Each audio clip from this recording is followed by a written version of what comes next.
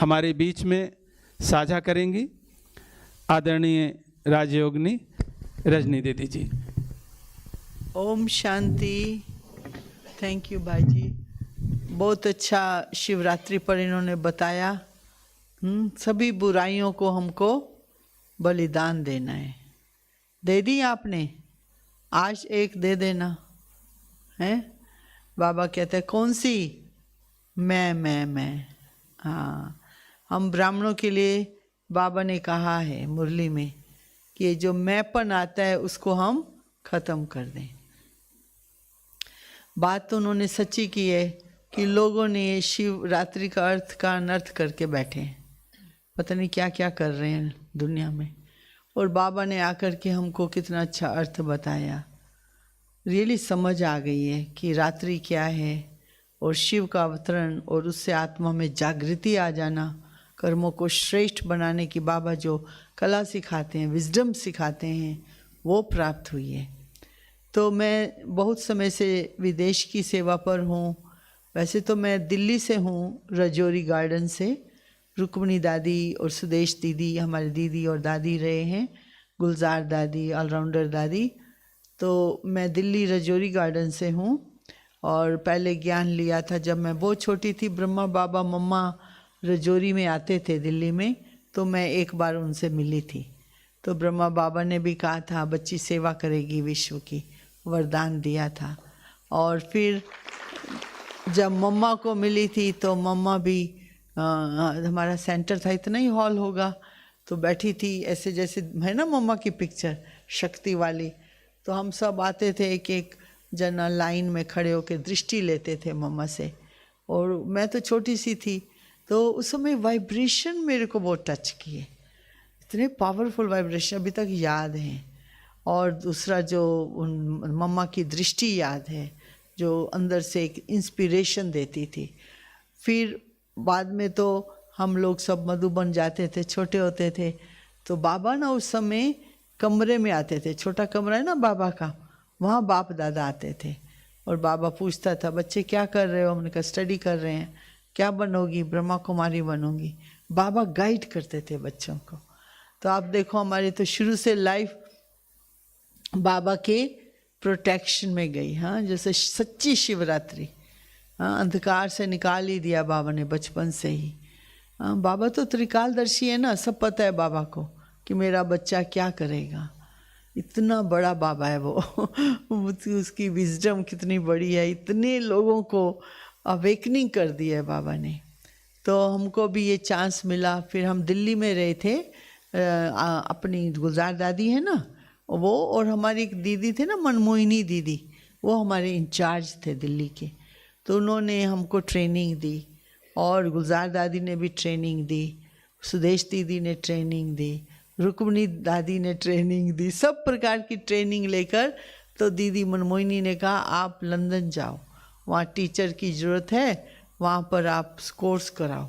तो मैं 7 दिन का कोर्स कराती थी। और दादी जान की बहुत छोटा सा सेंटर था, दादी जान की किचन में बैठती थी, कहती तू कोर्स करा मैं फोर्स भरूंगी दादी भी होशियार थी है ना। मैं छोटी सी थी ना 24 साल की, तो दादी कहती तू इंग्लिश में इनको कोर्स करा, हिंदी इंग्लिश जो भी है, मैं नहीं बोल सकती हूँ ना इंग्लिश, मैं किचन में बैठूंगी योग करूँगी। सच्ची बात है, दादी का चेहरा लाल लाल होता था, इतना पावरफुल वाइब्रेशन भेजती थी। दूसरे कमरे में सारे ही ब्राह्मण बन गए, जितनों को कोर्स कराया था सारे ही ब्राह्मण बन गए। तो दादी ने कहा देखा कोर्स तुमने कराया, फोर्स मैंने भरा। तो दादी ना जानती थी ना योग पावर वाइब्रेशंस क्या होते हैं। तो दादी जानकी ने हमको ये ट्रेनिंग दी थी। फिर वहाँ से मैं न्यूयॉर्क गई थी, ये है ना मोहिनी दीदी इनके पास, वहाँ हमारा छोटा सा सेंटर था। मैं पोछा लगाती थी, वो झाड़ू लगाते थे, हम दोनों मिलके करते थे ना काम। मैं सब्जी काट देती थी, वो खाना बना लेते थे ऐसे। तो वहाँ पर शुरुआत में तो ऐसे ही होता है, कोई स्टूडेंट नहीं होता है, तो हम लोगों को सब कुछ बनाना होता है, करना होता है। विदेश में नौकर चाकर तो होते नहीं और इतने भाई बहन भी नहीं होते। तो शुरुआत ऐसे हम लोगों ने की दादी के साथ और फिर मोहिनी बहन के साथ। फिर दादी ने मेरे को न्यूजीलैंड भेजा, ऑस्ट्रेलिया भेजा। तो अमेरिका भेजा, सब जगह पर अनुभव हो जाता है ना। फिर दादी ने कहा अच्छा तुमको भी अच्छा अनुभव हो गया है, अब ऐसे देश में भेजूंगी ना भाषा, जापानी भाषा नहीं आती, कोई कनेक्शन भी नहीं, पैसे भी नहीं, तुम वहाँ जाके करके दिखाओ। हाँ दादी हम लोगों को चैलेंज करती थी, जाओ समुद्र में फेंक देती थी, अपने आप तैरना सीखो भी। दादी इतनी वो थी ताकतवर और चैलेंज देती थी। तो हम लोग बाबा को याद करते थे ना, और कौन किसको याद करेंगे। आज बाबा ने कहा मेरे संग में रहो तो मैं तुमको पार कर दूंगा, तो बाबा को याद हम करते थे, भगवान को याद करते थे। बाबा नए नए विचार देता था, बच्चे यहाँ जाओ गुरुद्वारे में भाषण करो, हैं। फिर भाषण करने के बाद बाबा अभी क्या करना है, अभी उनको कहो मेरे को यहाँ 7 दिन का कोर्स कराना है। ऐसे तो एक भाई थे, मैं आपको ये बताती हूँ कैसे ब्रह्मा बाबा ने, एक भाई थे ब्रह्मा बाबा का जो भतीजा था ना विश्व किशोर, उनकी वाइफ का भाई, वो जापान में रहते थे। तो मैंने बाबा को याद किया, मैंने कहा बाबा मैं कोर्स कैसे कराऊं। बाबा ने वो टच कर दिया कि इसको तुम फ़ोन करो और इनके पास कमरा है वो आपको दे देंगे। बाबा साफ बताता था, है ना, क्योंकि ब्रह्मा बाबा ने उसकी सेवा की हुई थी। तो वो भाई था, तो मैंने फ़ोन किया, मैंने कहा दादा मैं यहाँ आ रही हूँ कोर्स कराने, तो आप कमरा दे देंगे।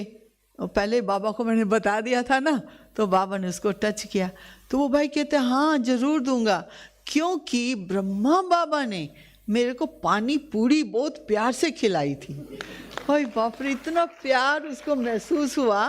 वो पानी पूरी क्या चीज़ होती है नहीं, लेकिन वो प्यार से खिलाई थी, मैं भूल नहीं सकता हूँ वो प्यार।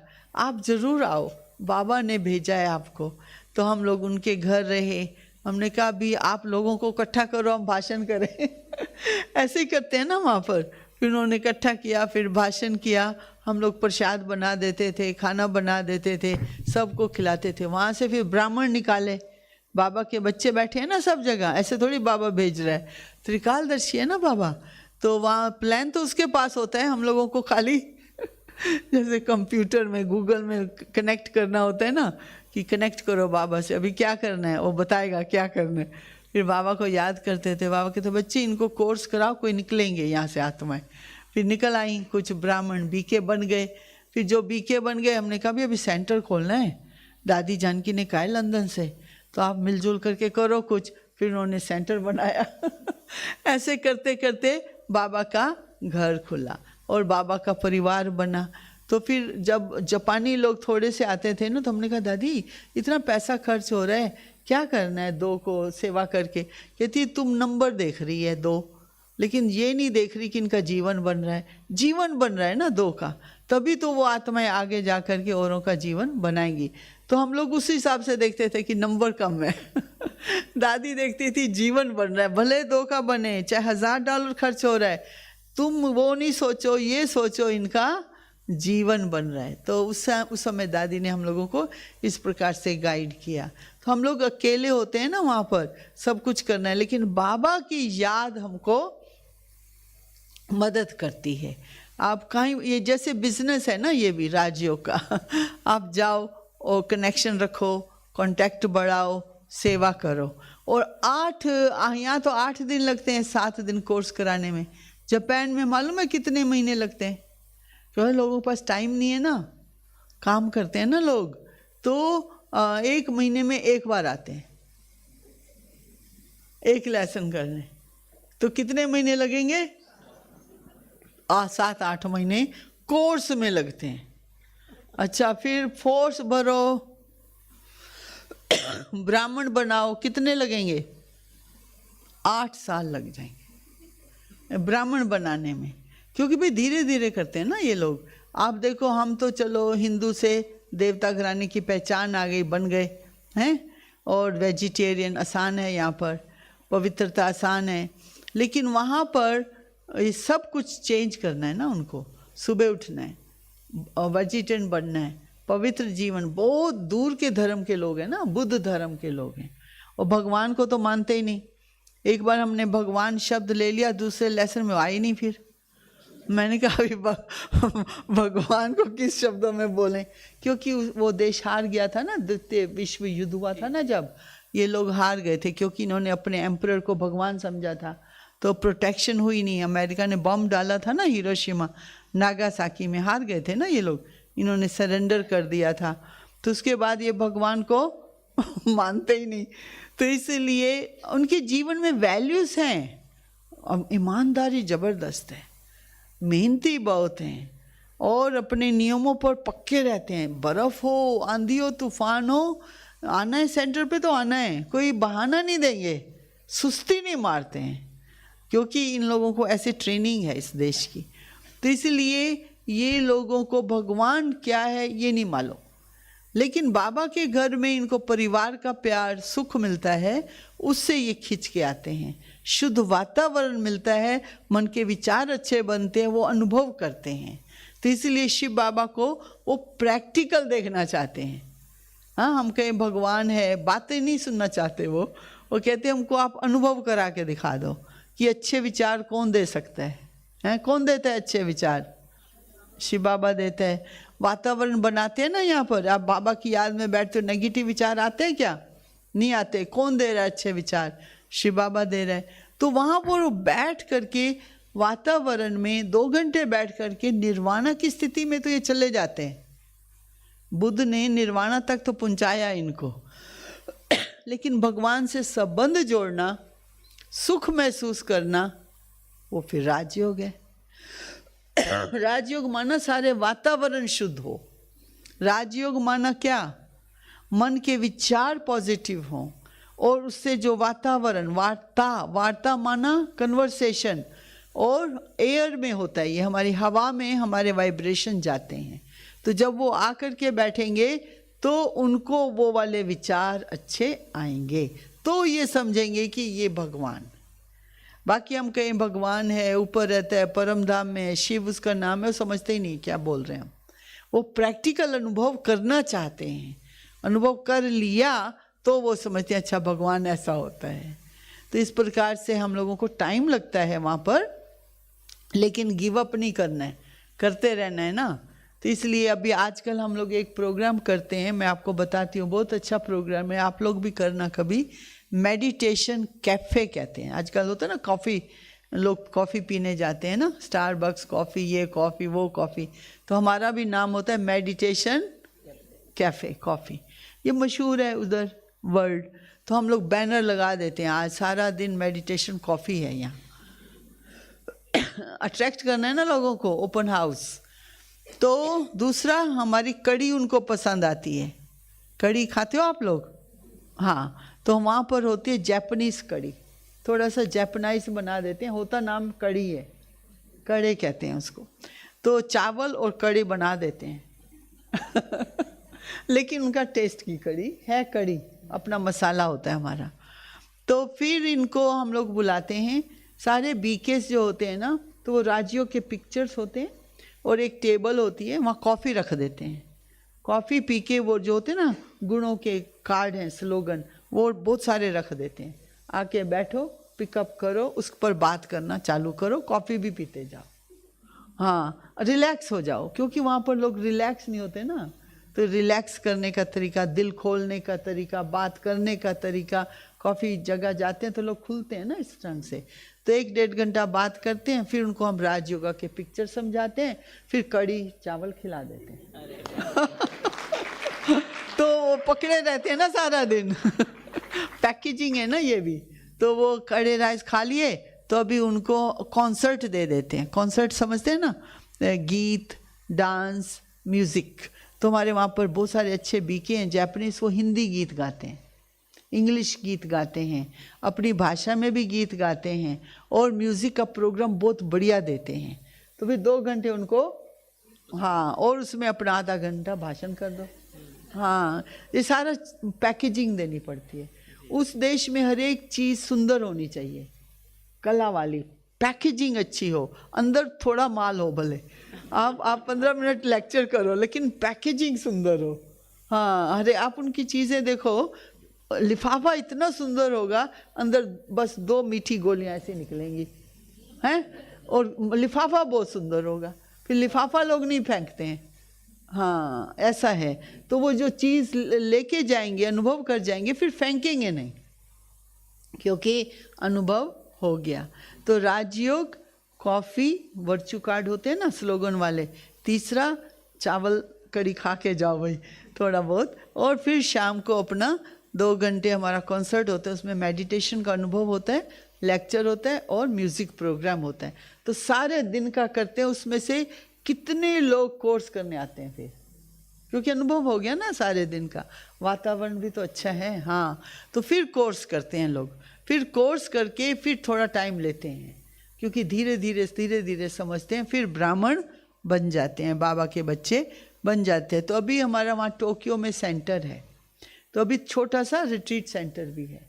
एक बहन है, वो ना उसके माँ बाप के पास बहुत पैसा, तो कोरोना हो गया ना, कोरोना का टाइम, तो उसने बाबा को बोला, बाबा कैसे भी करके मेरे माँ बाप तो चले गए हैं, भाई लोग हैं जापानी माना पक्के कानून वाले, तो मैं तो ब्राह्मण बन गई हूँ, हैं बाबा कैसे भी करके इनकी बुद्धि को टच कर दो, ये बीमारियाँ आई पड़ी हैं, कोई मकान खरीद लें, बाबा का घर बन जाए। तो उसने बाबा को बोला, हैं बाबा ने सारा काम करा दिया। कोरोना ऐसी चीज़ है कि उसकी बुद्धि को ठीक किया, है ना, बीमारी आई पड़ी थी ना, तो उसने ऐसे समय पर बोला कि ऐसे ऐसी हो रहा है दुनिया में, कितना दुख है, मेरे को दे दो ना वर्षा मेरा, हैं कानून होते हैं ना वहाँ पर, कानून बहुत है। तो उसने कैसे तैसे करके वर्षा लिया और बाबा का मकान खरीदा। समझ रहे हो ये कैसे करना होता है, ऐसे तो कोई नहीं देगा ना, वो तो कानूनी व्यक्ति है, उसका भाई तो ज्ञान में नहीं है, बाबा ने टच किया, कैसे कैसे करना है, कैसे कैसे, बाबा बहुत काम करता है विदेशों में। बुद्धि का टच करने का, अच्छे अच्छे तरीके बताने का, तो उनको मिल गया। तो वहाँ पर ये प्रोग्राम्स होते हैं, और वहाँ पर एक जगह है, फिर साइंटिस्ट की जगह है, जहाँ साइंटिस्ट होते हैं ना, जैसे MRI मशीन बनती है, तो ये हवा में ना एक वो क्या कहते हैं, कण होते हैं, है ना, तो हाँ फुतोन कण होते हैं, वो सारे इकट्ठे करते हैं ये लोग, तो वो वायर्स में जाता है। हमने देखा वहाँ पर सारे साइंटिस्ट रहते हैं, इतनी शांति वाली वो शहर है, अंडरग्राउंड हज़ारों लोग, इंडियंस भी बहुत साइंटिस्ट हैं वहाँ पर, रिसर्चर, तो वो सारे रिसर्च कर रहे होते हैं। तो ये यहाँ से कण लेते हैं ना, भौतिकता से एटम जैसे कण होता है, कण, तो वो इकट्ठे करते हैं, तो वायर में जाता है, हमने देखा, उससे फिर MRI मशीन बनती है। हाँ, ये सारी मेडिकल की मशीनें होती हैं ना, मतलब उन्होंने बताया साइंटिस्ट लोगों ने, फिर हम लोगों ने उनको बताया कि ये तो तुमको कण का ज्ञान है, तुमको ये भी ज्ञान है कि ये कौन सोचता है। कहते अभी तक हम साइंटिस्ट वहाँ तक नहीं पहुँचे हैं, लेकिन यहाँ तक तो पहुँचे हैं, है ना। तो मतलब वो इतनी मशीनें बनाते जा रहे हैं ना, जापान में टेक्नोलॉजी अच्छी है ना, तो ये बनाते ही जा रहे हैं, बहुत बढ़िया बढ़िया चीज़ें बनाते हैं। तो इसलिए वहाँ पर अभी हमने छोटा सा एक जगह बना ली, हमने कहा यहाँ इतने साइंटिस्ट रहते हैं, इनकी सेवा करो, है ना। तो हम लोग 10 लोगों को बुलाते हैं, वहाँ ठहराते हैं, और उनको बहुत शांति से, बहुत अच्छे ढंग से ये ज्ञान साइंटिफिक समझाना पड़ता है ना ज्ञान, तो उस हिसाब से हम लोगों ने उनके लिए सेवा का स्थान भी बनाया। तो अभी जयंती बहन भी आई थी, तो एक हिरोशिमा में जो बॉम्ब पड़ा था ना, वहाँ के कुछ लोग बच गए थे ना उस समय, तो उन्होंने एक संगठन बनाया हुआ है, लोगों को मैसेज देते हैं कि बॉम्ब नहीं बनाओ, अभी तो कितने बन गए नहीं, तो उनको अभी इस साल नोबेल प्राइज़ मिला है, आपने देखा होगा उसमें न्यूज़ में, तो उन लोगों को नोबेल पुरस्कार मिला है। तो ऐसे लोगों को हम लोग मिल कर के काम करते हैं, ऑनर भी करते हैं, मिलते भी हैं, अच्छा मैसेज देते हैं वो लोगों को। उनके साथ मिलकर हिरोशिमा जहाँ बॉम्ब पड़ा था ना, उसी बिल्डिंग में हम हर साल बड़े प्रोग्राम्स करते हैं, और हर हफ्ते योग करते हैं वहाँ पर जाके, ताकि लोग जो इतने मरे थे, बहुत हैवी एटमॉस्फेयर है, मतलब सिटी तो बन गई है, मकान तो बने हुए हैं, लेकिन वाइब्रेशन, बॉम्ब पड़ा था ना यहाँ। एक बार आत्म प्रकाश भाई ना टोली वाले, वो आए हुए थे, तो हम लोग बोट में बैठे, और वो नदी है ना, तो आत्म प्रकाश भाई कहते मेरे को ना बहुत भारी महसूस हो रहा है यहाँ, कारण क्या है, वो बहुत सेंसिटिव था वाइब्रेशन के। तो हमने बोट वाले को पूछा ये क्यों भारी वातावरण है, वो कहते अरे तुम तो जिस नदी में ये बैठे हो ना बोट में, यहीं 3 लाख लोग मर गए थे। उन्होंने जंप किया था, वो आग लगी थी ना उनको, तो यहाँ जंप किया था। अरे तम प्रकाश भाई तो निकलो निकलो यहाँ से फिर हम लोगों ने रुकवाई, बोट निकले। बहुत हैवी एटमॉस्फेयर है, ब्राह्मण है ना हम, पता चल जाता है ना, तो वाइब्रेशन। तो इसीलिए बिल्डिंग तो अच्छी बन गई, नहीं सारा अच्छा बना दिया उन्होंने, परंतु दुख तो है। हाँ, बॉम्ब पड़ा हुआ है, लोग गए हुए हैं, उस स्थिति से गुजरे हुए हैं। तो इसलिए बाबा का मैसेज हम वहाँ देते हैं, शांति कैसे हो। तो अभी बहुत बड़े प्रोग्राम्स हुए पिछले साल, अभी भी बहुत बड़े होने वाले हैं, अभी मई में भी। तो हम लोग वहाँ पर भी काफ़ी प्रोग्राम शांति के कर रहे हैं, ताकि लोगों को जल्दी वो पकड़े जाते हैं ना। हाँ, अभी टोक्यो है, टोक्यो तो बहुत भौतिकवादी वो है, शहर है, टाइम ही नहीं है, लोगों भाग रहे हैं पैसा कमाने के लिए, है ना, जैसे अमेरिका जैसा उन्होंने बना के बैठे हैं। लेकिन हिरोशिमा में बॉम्ब है, वहाँ पर लोग थोड़े, है ना, कि सुने क्या चीज़ है, शांति का संदेश वो लेते हैं। फिर तीसरा एक जगह है क्योतो। क्योतो वो जो थी ना पहली राजधानी थी जापान की, तो वहाँ पर जैसे हमारे नहीं हरिद्वार है, ऋषिकेश है, नहीं जाते ही आध्यात्मिक फीलिंग्स आती हैं। तो वहाँ पर उनके गार्डन बहुत सुंदर होते हैं, बहुत सुंदर गार्डन है, तो वो मेडिटेटिव गार्डन कहते हैं। वहाँ पर भी हम सेवा करते हैं, क्योंकि जो लाइफस्टाइल है ना बहुत स्लो है वहाँ पर, जैसे एक शांति मिलती है, एक आध्यात्मिक फीलिंग मिलती है। वहाँ फॉरेनर्स बहुत जाते हैं, तो वहाँ पर हम लोग भी सेवा करते हैं। तो अभी तो बहुत ये जापानीज लोग ही सेवा करते हैं, इनको आइडिया तो पता चल गया भगवान क्या है, हैं, और अपना सुख ले रहे हैं। मधुबन में आते हैं ना ये लोग, तो सुख लेते हैं, गीत भी गाते हैं, और अच्छे अच्छे प्रोग्राम्स भी करते हैं, और सक्सेसफुल हैं। अभी तो यही लोग ही नाव पर बैठ के चल रहे हैं, है ना, हम लोग इनको सपोर्ट करते हैं पीछे से, लेकिन करते हैं। तो फिलीपींस क्या है, कैथलिक कंट्री है, क्रिश्चियन। ये डॉक्टर हनी है, ये कैथलिक बैकग्राउंड से हैं और बाबा के बच्चे बने, तो इस प्रकार से वहाँ थोड़ा इजी है, भगवान को मानते हैं ना क्रिश्चियन कंट्रीज में, तो वहाँ थोड़ा इजी है। तो ये थोड़ा अनुभव बताएंगे। ओम शांति।